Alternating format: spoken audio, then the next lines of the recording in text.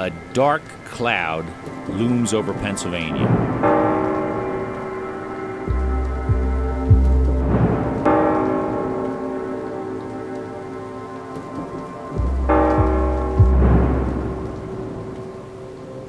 The Commonwealth faces a $50 billion pension debt. A $50 billion pension debt that will take decades to overcome. Failure to find savings moving forward in our retirement systems will cause serious problems for education, state employees, and every Pennsylvania taxpayer. The $50 billion question is, how do we fix this serious problem? We have an idea. Let me ask you a question. If in your house you found yourself with a huge amount of debt, what would you do?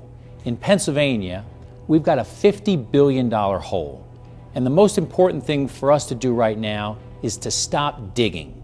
We have a pension crisis in the Commonwealth of Pennsylvania that's a result of our massive underfunding within our pension systems. One of the systems is our Public School Employees Retirement System, PESERS, and the other system is our State Employees Retirement System, or SERS. The problem is a result of three main occurrences. Number one, in 2001, we increased benefits for participants in those systems. Number two, we did not make the rate of return that we anticipated on the funds that we had available and were invested in those systems.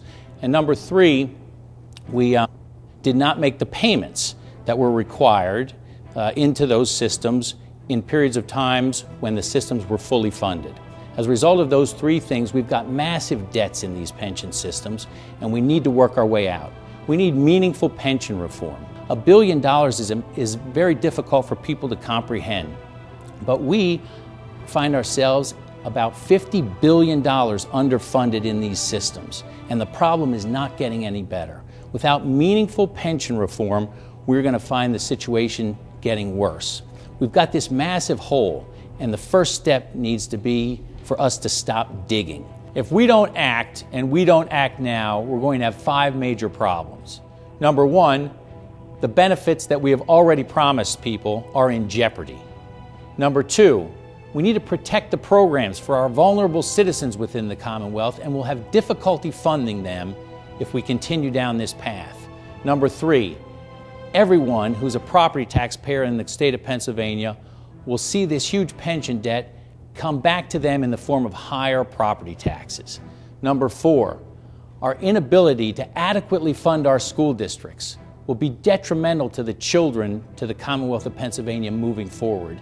And number five, our job creators, our ability to attract people who want to create jobs in the Commonwealth is in grave jeopardy as a result of this huge pension debt. I'd like to talk briefly about the plan that I have developed along with my colleagues in the House of Representatives. The plan is designed to do 4 major things. Number one, to develop savings within these pension systems.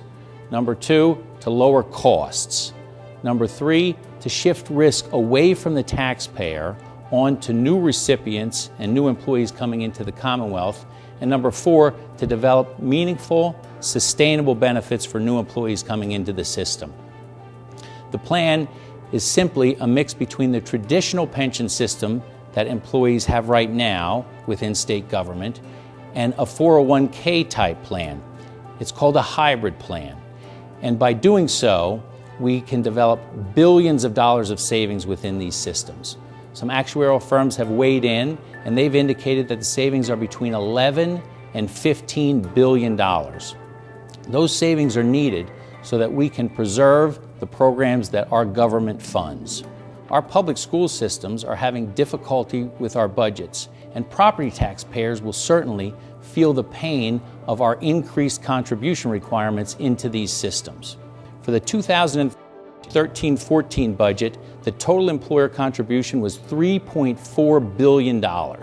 By 2018, that number will be increasing to $6.6 billion.